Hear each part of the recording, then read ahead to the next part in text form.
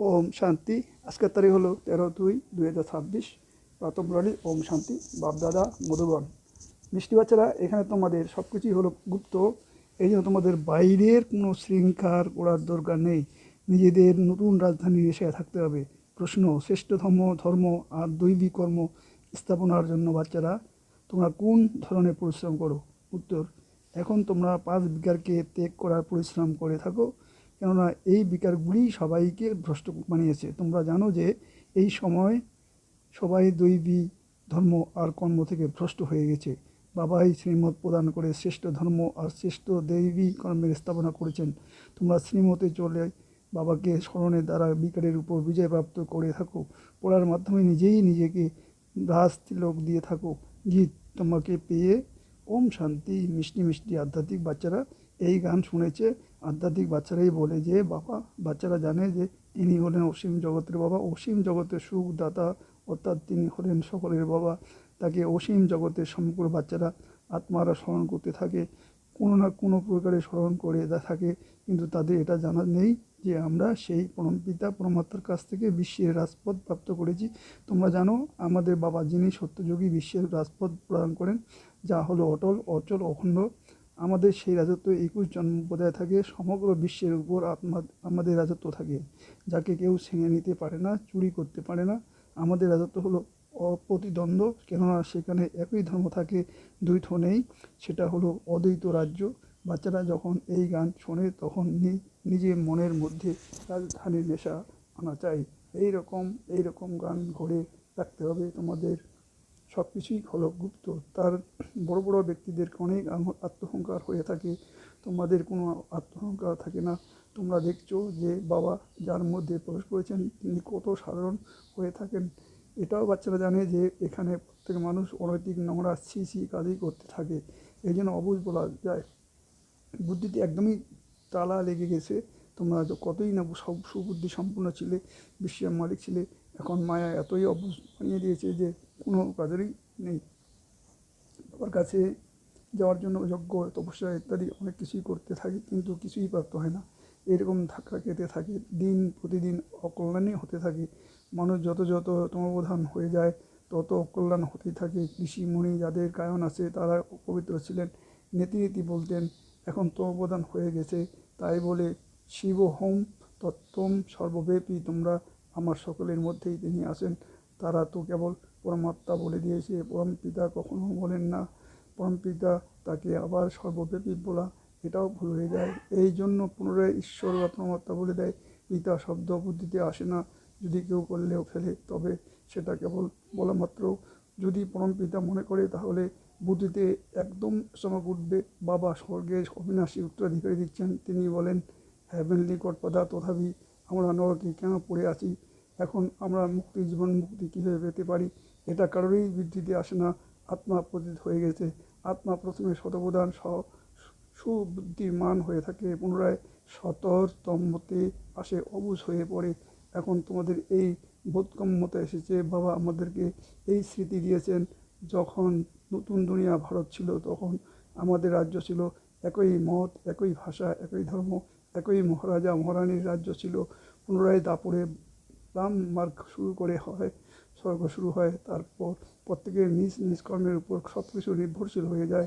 কর্ম অনুসারে এক শরীর ছেড়ে দ্বিতীয় শরীর গ্রহণ করে। এখন বাবা বলছেন যে আমি তোমাদেরকে এমন কর্ম শেখাচ্ছি যে 21 জন্ম তোমরা রাজপথ পেতে থাকো।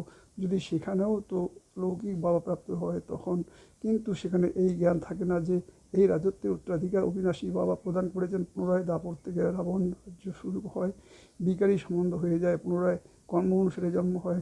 ভারতে পূজ্য রাজারাও ছিলেন, তো পূজারী রাজারাও আছেন। সত্য যুগ ত্রেতাতেই সবাই পূজ্য হয়ে থাকেন। সেখানে পুজো বা ভক্তি কোনো কিছুই হয় না।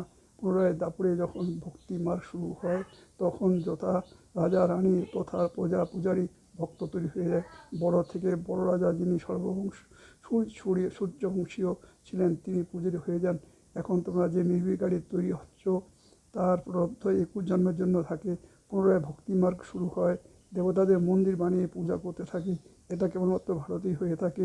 84 জন্মের কাহিনী যেটা বাবা শোনাচ্ছেন, এটাও ভারতবাসীদের জন্যই।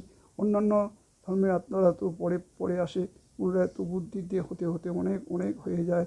ভ্যারাইটি ভিন্ন ভিন্ন ধর্মে আত্মাদের চারিত্রিক বৈশিষ্ট্য প্রত্যেক কথাতে ভিন্ন ভিন্ন হয়ে যায়। রীতি রিয়াজও ভিন্ন ভিন্ন হয়ে থাকে। ভক্তি মার্গের জন্য সামগ্রীও চাই। যে রকম বীজ ছোট হয়, বৃক্ষ কত বড় হয়, বৃক্ষের পাতা ইত্যাদি গণনা করা যায় না, সেই রকম ভক্তিরও বিস্তার হয়ে থাকে। অনেক অনেক শাস্ত্র তৈরি করতে থাকে। এখন বউ বাচ্চাদেরকে বলেছেন এই ভক্তি মার্গে সামগ্রী সব সমাপ্ত হয়ে যায়। এখন আমাকে অর্থাৎ বাবাকে স্মরণ করো। ভক্তির ভাব অনেক আছে, তাই না? কত সুন্দর নাচ তামাশা গান ইত্যাদির জন্য কত খরচা করতে থাকে। এখন বাবা বলেছেন যে আমাকে অর্থাৎ বাবাকে আর অবিনাশী উত্তরাধিকারকে স্মরণ করো। আদি সনাতন নিজের ধর্মকে স্মরণ করো।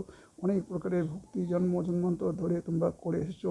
সন্ন্যাসীরাও আত্মদেরকে থাকার স্থান তত্ত্বকে প্রমাত্ম মনে করে ব্রহ্মা বা তত্ত্বকে স্মরণ করতে থাকে।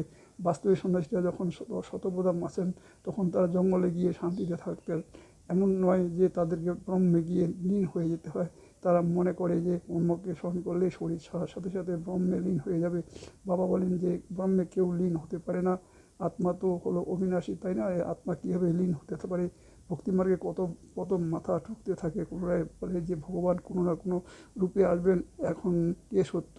তারা বলে যে আমরা ব্রাহ্মণের সাথে যোগ লাগিয়ে বৃক্ষে ব্রহ্মে লীন হয়ে যাব। গ্রস্ত ধর্মের ব্যক্তিরা বলে যে ভগবান কোনো না কোনো রূপে পতিতদেরকে পবিত্র বানাতে আসেন। এমন নয় যে উপর থেকে প্রেরণার দ্বারা শেখাবেন, টিচার হলে বসিয়ে প্রেরণা দেবেন। কি প্রেরণা অক্ষরই নেই, প্রেরণার দ্বারা কোনো কাজ হয় না। যদিও শঙ্করের প্রেরণার কারণে দ্বারা বিনাশ বলা যায়, কিন্তু এটার ড্রামার মধ্যে পূর্ণ নির্দিষ্ট আছে। তাদেরকে এই মিসাইল ইত্যাদি তো তৈরি করতে হয়। এটা কেবল মহিমা গাওয়া হয়। কেউই নিজেদেরকে বড়দের মহিমা জানে না। ধর্মস্তবকে গুরু বলে দেয়, কিন্তু তারা তো কেবল ধর্মস্থান করেন।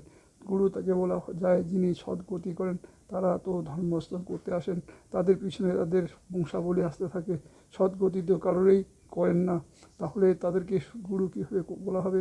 গুরু তো হলেন একজনই, যাকে সকলের সদ্গতি দাদা বলা হয়। ভগবান বাবাই এসে সকলের সদ্গতি করেন, মুক্তি জীবন মুক্তি প্রদান করেন। তার স্মরণ কখনো কারোর থেকে ছেড়ে যায় না। যদিও পতির সাথে কতই না ভালোবাসা থাকুক, তবু হে ভগবান হে ঈশ্বর অবশ্যই বলবে, কেননা তিনি হলেন সকলের সদ্গতি দাতা।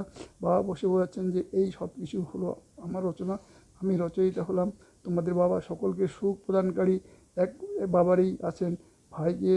ভাইকে অবিনাশী উত্তরাধিকার প্রদান করতে পারে না। অবিনাশী উত্তরাধিকারী সর্বদা বাবার দ্বারাই প্রাপ্ত হয়। তোমরা সকল অসীম জগতে বাচ্চাদেরকে অসীম জগতে অবিনাশী উত্তরাধিকার প্রদান করি, এই জন্যে আমাকে স্মরণ করতে থাকে। হে পরম পিতা ক্ষমা করো, করুণা করো। বোঝে না কিছুই। ভক্তিমার্গে অনেক প্রকারের মহিমা করে এটাও ড্রামা অনুসারে নিজের পাঠ অভিনয় করতে থাকি। বা বলেছেন যে আমি এদের কারোর আহ্বানে আসি না, এটা তো ড্রামা তৈরি হয়ে আসে। ড্রামাতে আমার আশার পাঠ খুব নির্ধারিত হয়ে আসে। অনেক ধর্মের বিনাশ এক ধর্মের স্থাপনা, বা কলিযুগের বিনাশ সত্যযুগে স্থাপনা করতে হয়। আমি নিজের সময় অনুসারে নিজেই আসি। এই ভক্তিমার্গেও ড্রামাতে পাঠ রয়েছে। যখন ভক্তিমার্গের পাঠ সম্পূর্ণ হয় তখন আমি আসি। বাচ্চারাও বলে যে এখন আমরা জেনে গেছি 5000 বছরের পর পুনরায় আপনার সাথে মিলিত হয়েছি। কল্পপূর্ব বাবা আপনি আমার শরীরেই এসেছিলেন। এই জ্ঞান তোমাদের এখন প্রাপ্ত হয়, পুনরায় কখনো প্রাপ্ত হবে না। এই হলো জ্ঞান, আর সেটা হলো ভক্তি। জ্ঞানেরই হলো প্রাপ্ত উন্নতি কথা কলা। সেকেন্ডে জীবন মুক্তি বলা হয় যে রাজা জনক সেকেন্ডে জীবন মুক্তি পেয়েছিলেন। কেবলমাত্র একজনকেই কি জীবন মুক্তি পেয়েছেন? জীবন মুক্তি অর্থাৎ জীবনকে মুক্ত করে এই রাবণ রাজ্য থেকে। বাবা জানেন যে সমস্ত বাচ্চাদের কতই না দুর্গতি হয়ে গেছে, তাদের পুনরায় সদ্গতি হবে।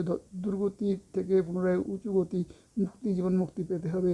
প্রথমে মুক্তিতে গিয়ে পুনরায় জীবন মুক্তিতে আসবে, শান্তি থেকে পুনরায় সুখধামে আসবে। এই চক্রের সমগ্র রহস্য বাবা বুঝিয়ে দিয়েছেন। তোমাদের সাথে আরও অন্য ধর্ম আসা যাওয়া করে মনুষ্য সৃষ্টি বৃদ্ধি পেতে থাকে। বাবা বলেন যে এই সময় এই মনুষ্য সৃষ্টির বৃক্ষ তমাপ্রদান প্রায় ক্ষণভঙ্গুর অবস্থা হয়ে গেছে। আদি সনাতন দেবী দেবতা ধর্মের ভিত্তি সবই নষ্ট হয়ে গেছে। অন্যান্য সকল ধর্ম দাঁড়িয়ে আছে। ভারতে কেউ একজনও নিজেকে আদি সনাতন দেবী দেবতা ধর্মে বলে মনে করে না। আছে দেবতা ধর্মের, কিন্তু এই সময়ে এটা কেউই বোঝে না যে আমরা আদি সনাতন দেবী দেবতা ধর্মে ছিলাম। কেননা দেবতারা তো পবিত্র ছিলেন, মনে করে যে আমরা এত পবিত্র নই, আমরা অপবিত্র। নিজেদেরকে দেবতা আর কীভাবে বলবো?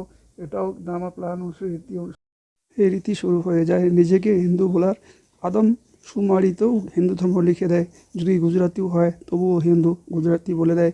তাদেরকে জিজ্ঞাসা করেও যে সত্যিই হিন্দু ধর্ম কোথা থেকে এসেছে, তো এটা কারো জানা নেই, কেবল বলে দেবে যে আমাদের ধর্ম কৃষ্ণ স্থাপন করেছেন কবে, দাপরে। দাপর থেকে এই লোকেরা নিজেদের ধর্মকে ভুলে হিন্দু ধর্ম বলতে শুরু করেছে। এই জন্য তাদেরকে দৈবী ধর্মভ্রষ্ট বলা যায়। সেখানেই সবাই ভালো কর্ম করতে থাকে, এখানে সবাই নোংরা সৃষ্টি কর্ম করে, এই জন্য দেবী দেবতা ধর্মভ্রষ্ট কর্মভ্রষ্ট বলা হয় যায়। এখন পুনরায় শ্রেষ্ঠ ধর্ম শ্রেষ্ঠ দৈবী কর্মের স্থাপনা হচ্ছে, এই জন্য বলা যায় যে এখন এই 5 বিকারকে পরিত্যাগ করতে থাকো। এই বিকার অর্ধেক কল্প ধরে আসে, এখন এক জন্মে একে ত্যাগ করতে হবে। এতই পরিশ্রম লাগে, পরিশ্রম ছাড়া থোড়াই বেশি রাজত্ব প্রাপ্ত হবে। বাবাকে স্মরণ করবে, তবেই নিজেদেরকে তোমরা রাজতিলক দিতে পারবে, অর্থাৎ রাজত্বের অধিকারী হতে পারবে।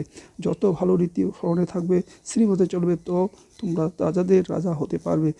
যিনি পড়াবেন সেই শিক্ষক তো পড়াতে এসেছেন। এই পাঠশালা হলোই মানুষ থেকে দেবতা হওয়ার, নর থেকে নারায়ণ হওয়ার কথা শোনান। এই কথা কতই নামি গামি, একে অমর কথা, সত্যনারায়ণের কথা, তিজোরির কথা বলা হয়। 3টির অর্থ বাবা বুঝিয়ে দেন। ভক্তি মার্গে তো অনেক কথা আছে, তো দেখো গান কত সুন্দর আছে। বাবা আমাদেরকে সমগ্র বিশ্বের মালিক বানাচ্ছেন, যে মালিকানা কেউ কেড়ে নিতে পারে না। আচ্ছা, মিষ্টি মিষ্টি হারানেদি বাচ্চাদের প্রতি মাতা পিতা বাপদাদার স্মরণে স্নেহ সুমন আর সুপ্রভাত। আমাদের পিতা ওনার আত্মা রূপী বাচ্চাদেরকে জানাচ্ছেন নমস্কার। ধারণার জন্য মুখ্য সার: 1. সর্বদা এটাই স্মৃতিতে রাখতে হবে যে আমি এক মত, এক রাজ্য, এক ধর্মস্থানের নিমিত্ত, এই জন্য এক মত হয়ে থাকতে হবে। 2. নিজেকে রাজতিলক দেওয়ার জন্য বিকারগুলিকে ছাড়ার পরিশ্রম করতে হবে, পড়ার উপর সম্পূর্ণ মনোসংযোগ করতে হবে। বরদান: কর্মাতীত স্টেজে স্থিত হয়ে চারিদিকের সেবাগুলিকে তত্ত্বাবধান করতে থাকা সিদ্ধি স্বরূপ পাবো।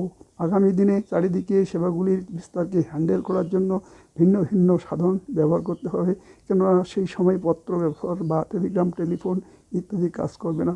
সেই সময় ওয়ারলেস স্বেচ্ছায়, এই জন্য এমনই কর্মযোগী এখনই কর্মাতীত স্টেজে স্থিত থাকার অভ্যাস করো, তখন চারিদিকে সংকল্পের সিদ্ধি দ্বারা সেবাতে সহযোগী হতে পারবে।